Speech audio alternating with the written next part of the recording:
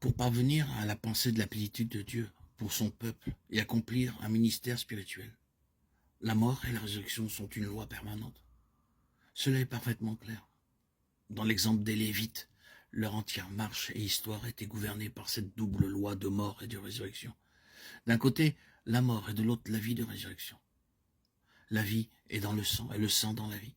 C'est quelque chose qui perdure et la loi de mort et de résurrection est observée dans le cas des Lévites, dans d'autres aspects. Et leur propre histoire est en relation avec cela. Le jour où les premiers-nés d'Égypte furent frappés par la mort, ceux d'Israël furent maintenus en vie à travers la mort.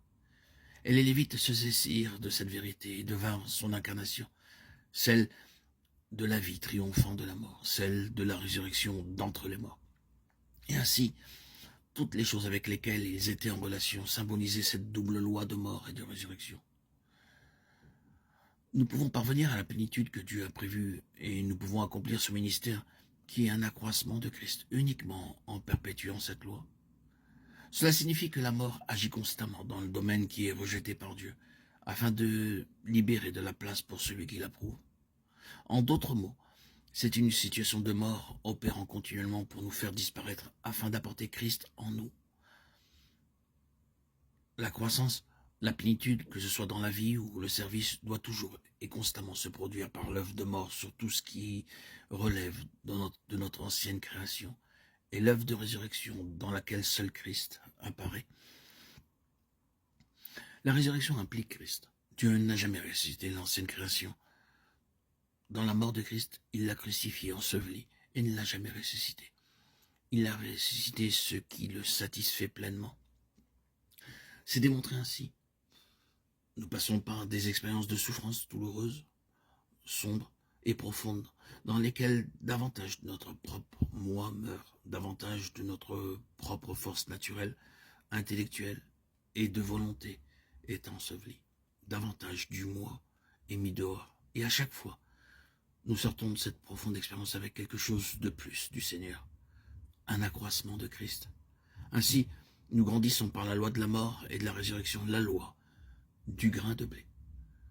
Le ministère est sur cette base. Ceux qui ont une plus grande mesure de Christ et de ses richesses à communiquer sont ceux qui ont le plus souffert, car dans leur souffrance, ce qui était un obstacle à Christ a été retiré, et toute souffrance a cette finalité.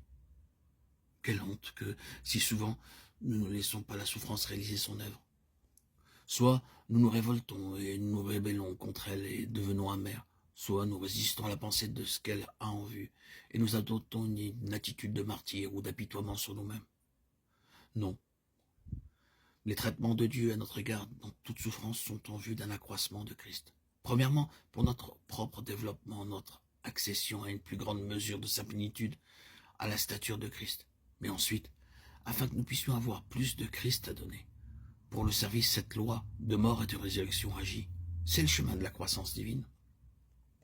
Prenons donc de nouveau la pensée de Dieu, la plénitude de Christ, et constatons qu'elle est là pour gouverner tous ces traitements à notre égard. Et assurément, si nous voyons réellement que Dieu est à l'œuvre, nous serons consentants et nous céderons devant lui. Même s'il est probable que ce soit par le chemin de brisement et de grincement difficile et douloureux, dans le but de nous délivrer de ce qui est en nous, prendre la place. Car elle prend la place que Christ devrait occuper. Il en est ainsi, afin qu'en toute chose, il ait la première place, qu'il soit tout et en tous, qu'il remplisse toutes choses, et qu'ensuite, d'autres puissent être introduits dans la croissance de ce ministère, où les membres sont capables de servir Christ. C'est une chose vraiment bénie, et c'est le chemin